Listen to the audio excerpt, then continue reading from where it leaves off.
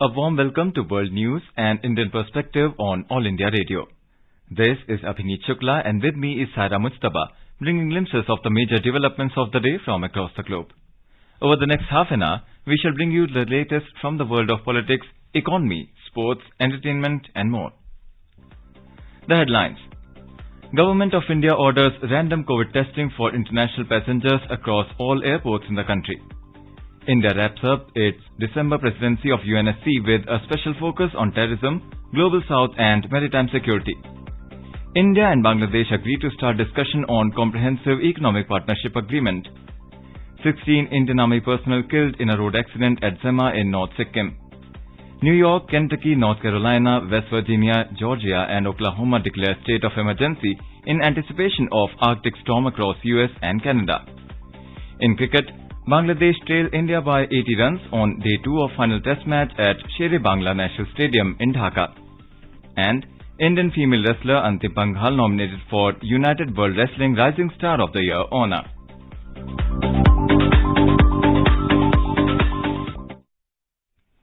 % of the total passengers in international flights will undergo random COVID testing on arrival across all Indian airports from Saturday. India's Civil Aviation Ministry took the decision to minimize the risk of ingress of new variant of virus in the country. Health Ministry has written to the Civil Aviation Ministry in this regard. In a letter to the Civil Aviation Secretary, Rajiv Bansal, Union Health Secretary Rajesh Bhushan said, such travellers in each flight shall be identified by the concerned airlines and they must preferably be from different countries. Such travellers will be allowed to leave the airport after submitting their samples. If positive, the report will be shared with the Integrated Disease Surveillance Program and the concerned state for a follow-up action.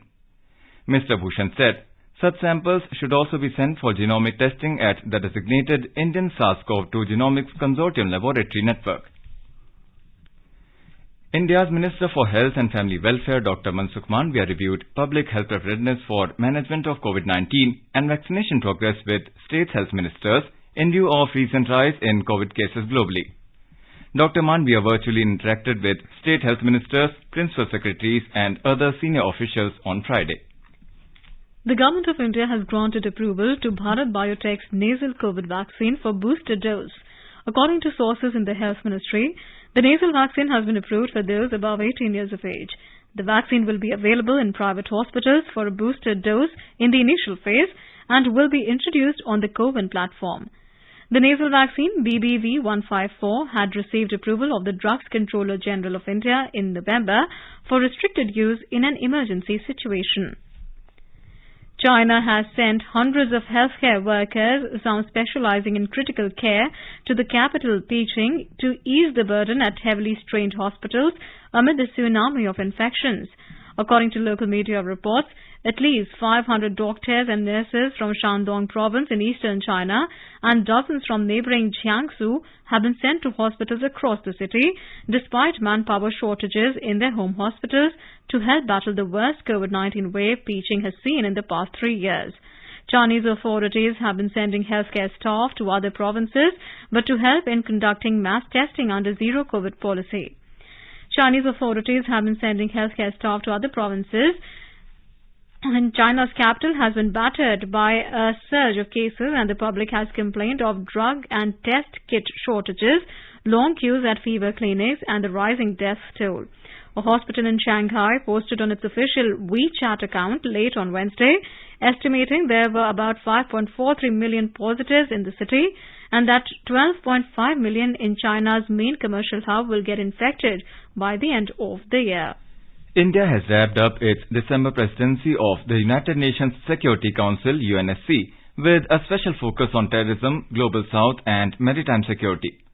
Addressing the last scheduled meeting of UNSC of the year and India's term at the Council on Thursday, India's permanent representative to the UN, Ruchira Kamboj, said that India did not hesitate to raise its voice against the common enemy of humanity, such as terrorism. During the last 2 years, we spoke out in support of peace, security, and prosperity. We did not hesitate in raising our voice against the common enemies of humanity, such as terrorism. We were conscious that when we spoke in the Security Council, we were speaking on behalf of 1.4 billion Indians. We also brought attention to the peacekeeping angle, also the voice of the Global South during our tenure. Before we entered the Council, our Prime Minister had said in September 2020 that we will use the prestige and experience of being the largest democracy in the world for the benefit of the whole world. During the last 2 years, we spoke out in support of peace, security, and prosperity. On India's aim at the UNSC, Kambodh said that when New Delhi entered the Council 2 years ago, Prime Minister Narendra Modi had said that India will use the prestige and experience of being the largest democracy in the world for the benefit of the whole world. She further said that during the last 2 years, India spoke out in support of peace, security and prosperity. Highlighting issues of particular importance to the developing world, she said India reiterated and reinforced its commitment to the basic principles of multilateralism, rule of law and a fair and equitable international system. India's UNSC non-permanent membership comes to a close on December 31st. Ireland, Kenya, Mexico and Norway diplomats to the UN also addressed the wrap-up session as they too would exit the UNSC after 2-year term. India and Bangladesh have agreed to start discussion on the Comprehensive Economic Partnership Agreement CEPA at an early date. The decision was taken during a meeting between Union Minister of Commerce and Industry, Consumer Affairs, Food and Public Distribution and Textiles, Piyush Goyal and Bangladesh Commerce Minister Tipu Munshi in Delhi on Thursday. A joint feasibility study on CEPA has been carried out after the two countries agreed for exploring a bilateral FTA. The study confirmed the CEPA would provide a sound basis for substantial enhancement of trade and commercial partnership between the two countries. Both sides also agreed that CEPA will also create new jobs, raise living standards and provide wider social and economic opportunities in India and Bangladesh. In addition, the partnership would establish reliable and sustainable regional value chains or RVCs, said the official press release of the Ministry of Commerce. The ministers discussed various issues of mutual interest, including removal of non-tariff barriers and port restrictions, reopening of border huts, harmonization and mutual recognition of standards and procedures on both sides, settlement of trade in Indian rupees, strengthening connectivity and trade infrastructure, among others, to realize the full potential of India-Bangladesh economic ties. The last meeting between the commerce ministers of the two countries was held in September 2018. In today's Hotspot section, we bring you a news commentary. India leads the world in digital transactions. The commentary has been edited by AIR Senior Foreign Affairs Editor, Dr. Atul Kumar Tiwari. The concept of digital economy has been on the rise since the Digital India campaign was started by Prime Minister Narendra Modi in 2015. The idea was to create a cashless transactions ecosystem in the country to achieve the goal for transparent and accountable business activity by 2030. Prime Minister Modi said that 40% of global digital transactions take place in India. He hailed India's small shopkeepers, grocers, milkmen and vegetable sellers for accepting digital payment. Currently, a major share of trade is done through digital means, and the estimated value of total goods to be sold in 2021-22 financial year by digital means is around $55 billion. The growth is expected to keep this pace, and the goods traded through digital economy are expected to reach the mark of $350 billion by 2030, less than 10 years from now. It is expected that India will be the third largest digital economy after USA and UK, as estimates suggest that the volume of digital economy may rise up to $800 billion.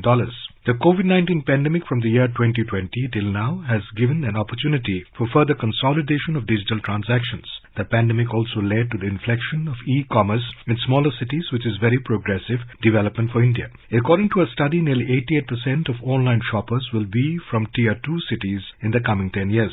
The level of online transactions is set to rise above $7 billion in a year. Many startups are providing e-kiranas, grocery and cashless payments in grocery stores, which will boost up the digital economy. It is the single most important factor which leads to innovation, growth and competitiveness in the Indian economy. The new prevailing digital trends like cloud computing, mobile web services and growing social media is rapidly changing business styles.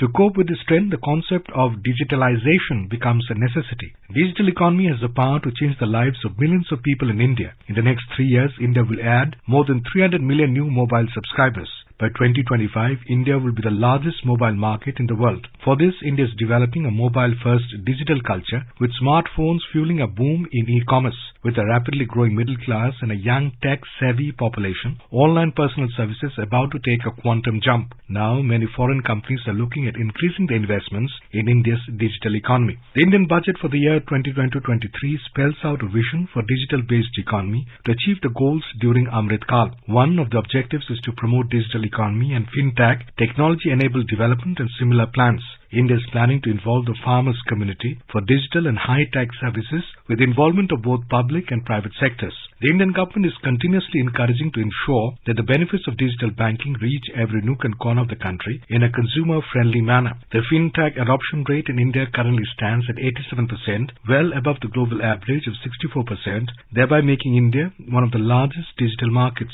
This accomplishment is not only a result of enabling policy and regulatory regime, but largely people's willingness to adapt to change. It's clear that sooner than later India is heading towards a cashless society as the government is encouraging this change for a modern society. For this, the growth of fintech sector along with fintech startups has made India the third largest startup network in the world. As Prime Minister Modi said, credit for this should go to the youth of this country who played a pivotal role in the digital transformation. The Digital India campaign has truly made cashless or less cash economy a possibility. The Unified Payments Interface UPI and other electronic modes of payment have become hugely popular. India has outpaced all other countries in adoption of digital payments. The Prime Minister drove home the success of the Digital India campaign by reminding people that UPI, Unified Payments Interface payments, in the third quarter of financial year 2022-23 has crossed 38.4 lakh crore rupees with over 23 billion transactions. Now, UPI payment system has also been unveiled in Nepal, Singapore, Bhutan, Malaysia, the UAE, France and UK. Indeed, adoption of digital payments by the people has gained much needed fillip by the startups ecosystem, Mr. Modi underlined.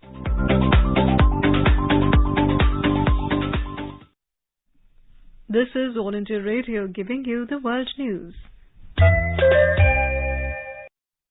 Welcome back to the world news. 16 Indian Army personnel lost their lives in a road accident involving an army truck at Zema, North Sikkim on Friday. The dead include 3 junior commissioned officers and 13 soldiers who succumbed to the injuries. The ill-fated vehicle was part of a 3-vehicle convoy that had moved from Chetan Friday morning towards Thangu. En route at Zema, the vehicle skidded down a steep slope while negotiating a sharp turn. 4 injured soldiers were evacuated by air. President Draupadi Murmu, Vice President Jagdeep Dhankar, Prime Minister Narendra Modi, Defence Minister Rajnath Singh and Home Minister Amit Shah have expressed grief over the loss of lives of soldiers. The governors of New York State, Kentucky, North Carolina, West Virginia, Georgia and Oklahoma have declared state of emergency in anticipation of the Arctic storm across the US and Canada. Wisconsin has also declared an emergency. Kathy Hochul, New York State Governor, said flooding and ice jams when large pieces of ice block the flow of a river and cause flooding are going to wreak a lot of havoc in the community. She asked residents to avoid any non-essential travel. The US Government Weather Forecasting Agency has described the extreme cold weather as a once-in-a-generation event with among the most weather warnings ever issued. The low temperatures are caused by an immense winter storm from the Arctic, the National Weather Service says. This powerful storm has caused temperatures to plummet by 30 to 50 degrees Fahrenheit in a short time in many areas of the country, and a low-pressure system along the Arctic front in the Midwest or Great Lakes region will result in heavy snow, it says. Several places could see the lowest temperatures on record as well as dangerous levels of wind chill, the NWS says. The cold weather will bring significant danger, experts have warned. The low temperatures could lead to frostbite on bare skin in just 5 to 10 minutes, the National Weather Service said. President Joe Biden said on Thursday, "That is not like a snow day. This is serious stuff." The storm is already causing havoc on roads. In Wyoming, the Highway Patrol recorded 104 crashes and 787 calls for help in just 12 hours. More than 135 million people from coast to coast are affected by weather alerts as a powerful Arctic winter storm is set to bring temperatures as low as -30 degrees Fahrenheit or -57 degrees Celsius in some areas. Thousands of flights have been cancelled ahead of the busiest travel days of the year. In France, a 69-year-old gunman opened fire at a Kurdish cultural center and hairdressing salon in central Paris on Friday, killing 3 people and injuring 3 others. Witnesses told a news agency that the gunman initially targeted the Kurdish cultural center before entering a nearby hairdressing salon where he was arrested by the police. The Kurdish community center called Center Ahmed Kaya is used by a charity that works to integrate the Kurdish population in Paris. The congressional panel probing the January 6, 2021 attack on the U.S. Capitol released its final report on Thursday, outlining its case that former U.S. President Donald Trump should face criminal charges of inciting the riot. The 814-page report comes after the panel interviewed more than 1,000 witnesses, held 10 hearings, and obtained more than 1 million pages of documents. The witnesses, ranging from many of Trump's closest aides to law enforcement to some of the rioters themselves, detailed Trump's premeditated actions in the weeks ahead of the attack. In the 2 months between the election and the insurrection, the report says, President Trump or his inner circle engaged in at least 200 apparent acts of public or private outreach, pressure or condemnation, targeting either state legislators or local election administrators to overturn state election results. Trump's repeated false claims of widespread voter fraud resonated with his supporters, the committee said, and were amplified on social media, building on the distrust of government he had fostered for his 4 years in office. It further said that he did little to stop them when they resorted to violence and stormed the Capitol, interrupting the certification of Biden's victory. United States has imposed sanctions on 10 Russian naval entities over Moscow's operations against Ukrainian ports. U.S. Secretary of State Antony Blinken said in a statement, in the wake of Russian naval operations against Ukrainian ports, including those that are providing much-needed food and grain to the world, U.S. is imposing sanctions. The U.S. State Department said it designated 6 of the entities targeted in move for operating or having operated in both the defense and related material sector and the marine sector of the Russian economy. 4 additional entities were targeted for operating in the marine sector of Russia's economy. The action comes after Ukrainian President Volodymyr Zelensky met with U.S. President Joe Biden in Washington and delivered a speech in the U.S. Congress. Ukraine President Volodymyr Zelensky has returned to Kyiv after visiting U.S. and Poland. In a brief evening address on Thursday while en route home, he expressed satisfaction with his visit to Washington. He thanked U.S. President Biden for his help and his international leadership. Before returning to Ukraine, Mr. Zelensky stopped off in Poland where he met for 2 hours with the Polish President Andrzej Duda, near the airport in the southeastern city of Rzeszów. Rzeszów is a major transit point for Western weapons flowing into neighboring Ukraine and for refugees fleeing Ukraine into Poland. Mr. Duda, in a tweet message, said that the two leaders had discussed strategic plans for actions and cooperation in the upcoming 2023. Russian President Vladimir Putin's spokesperson Dmitry Peskov said that Mr. Zelensky's visit to Washington suggests that the United States is continuing its line of de facto fighting and indirect war with Russia. Taking ahead its agenda to forge a broad-based political alliance to challenge the ruling Awami League AL in the next general elections due in January 2024, Opposition Bangladesh Nationalist Party or BNP announced a new alliance of 12 parties in Dhaka on Thursday. Leaders from the 12-party alliance said that they have agreed to come together to launch simultaneous movement against the government on their common demand, including holding elections under a neutral caretaker government and resignation of the Awami League government led by Prime Minister Sheikh Hasina. The 12-party alliance also announced its support for the 27-point outline of structural reform of the state announced by BNP earlier. Simultaneously, the BNP also dissolved the 20-party alliance formed over a decade ago, requesting the constituent parties not to use the name 20-party alliance for their programs. The move is seen by political analysts as an effort by the BNP to distance itself from Jamaat-e-Islami, which is considered a hard-line Islamic party opposed to many of the basic ideals of the 1971 Liberation War, led by Bangabandhu Sheikh Mujibur Rahman. Many of the leaders of Jamaat-e-Islami have been found guilty of collaborating with the Pakistan Army and hanged for war crimes earlier. Jamaat-e-Islami was part of the BNP-led government during 2001 to 2006. Earlier, on 13th December, The chief of the Jamaat-e-Islami, Shafiqur Rahman, was arrested for his alleged links with extremists in Bangladesh. His son was also arrested earlier on similar charges. Meanwhile, another combine of left-leaning political parties under the banner of Ganatantra Manch has announced that it will hold rallies demanding changes in the government and governance in Bangladesh.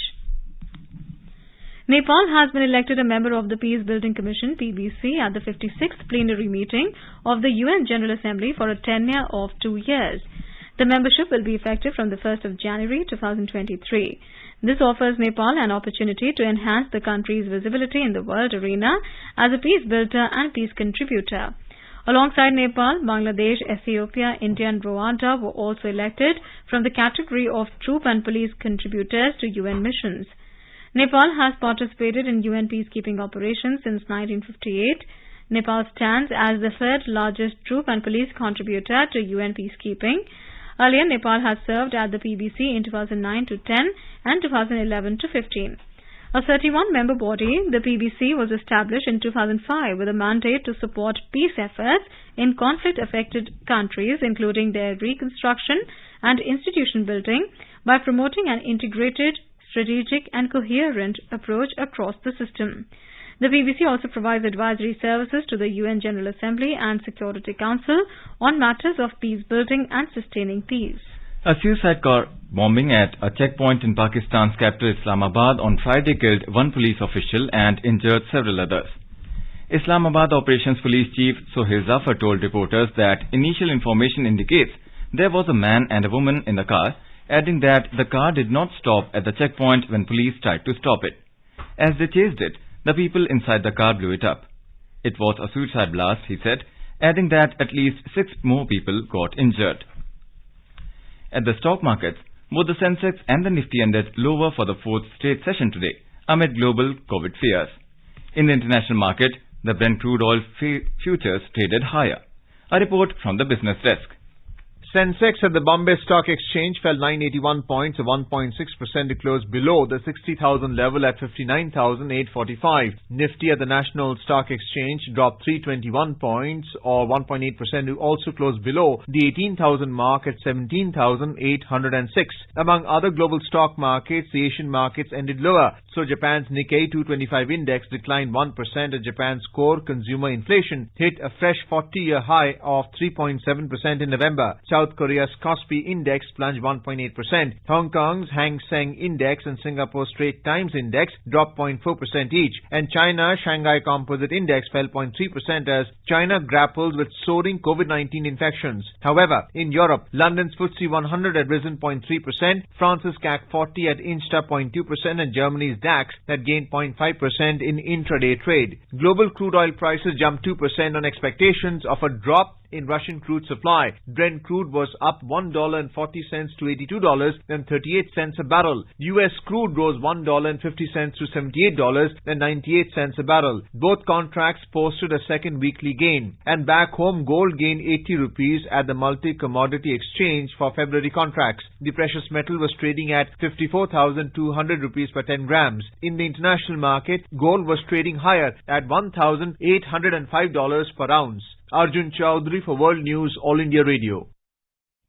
On to sports now. In cricket, India lead by 80 runs on first innings against Bangladesh on the second day in the second and final cricket test match at Sher-e-Bangla National Stadium in Dhaka at stumps.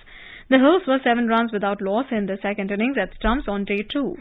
With the help of Rishabh Pant's 97 and Shreyas Iyer's 87, the visitors made 314 runs in the first innings. India had bowled Bangladesh out for 227 in the first innings on Thursday. Resuming at the overnight score of 19 without loss, India's top order today collapsed as both the overnight batters, skipper KL Rahul and Shubman Gill, departed in quick succession. Rahul was out for 10 while Shubman Gill made 20. For Bangladesh, Taijul Islam 4 and Shakib Al Hasan got 4 wickets each. On day 1, Bangladesh were all out for 227 runs. The Rahul-led Indian side leads the 2-match series 1-0 after winning the opening game by 188 runs. Indian female wrestler Antim Pangal has been nominated for the honour of United World Wrestling Rising Star of the Year. In addition to Pangal, the 5 women nominated for the award include Nonoka Ozaki of Japan, Amit Elor of the US, Emma Magram of Sweden, and Andrea Anna of Romania.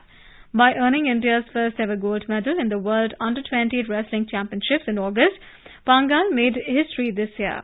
In the 44 editions of the Junior World Meet prior to Pangal, 6 Indian wrestlers had advanced to the finals, but none had won a gold medal. Hockey India has announced the 18-member team who will represent India at the prestigious FIH Odisha Hockey Men's World Cup 2023 in Bhubaneswar and Rourkela. The Indian team grouped in Pool D along with England, Spain and Wales will begin their campaign on 13th of January 2023 in the newly built Birsa Munda Hockey Stadium in Rourkela. Ace drag flicker Harmanpreet Singh has been named the captain of the squad with Amit Rohidas as the vice-captain. The midfield will see the return of young prodigy Vivek Sagar Prasad, who missed the recent tour of Australia as well as the FIH Hockey Pro League due to an ankle injury. He will be joined by Manpreet Singh, Hardik Singh, Neelakant Sharma, Shamsher Singh and the experienced Akashdeep Singh. The forward line will feature Mandeep Singh, Lalit Kumar Upadhyay and youngsters Abhishek and Sukhjeet Singh, who continue to impress after making their debut earlier this year.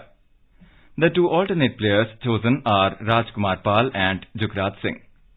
Talking about the team selection, Chief Coach Graham Reid said, "The World Cup is the most important hockey-only tournament there is. A home World Cup puts extra importance and extra pressure on this event like no other."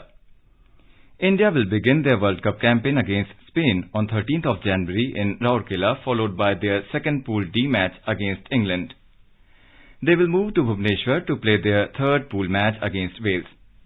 The knockout stage will begin with crossover matches on 22nd and 23rd of January and the quarterfinals on 25th and semi-finals on 27th January.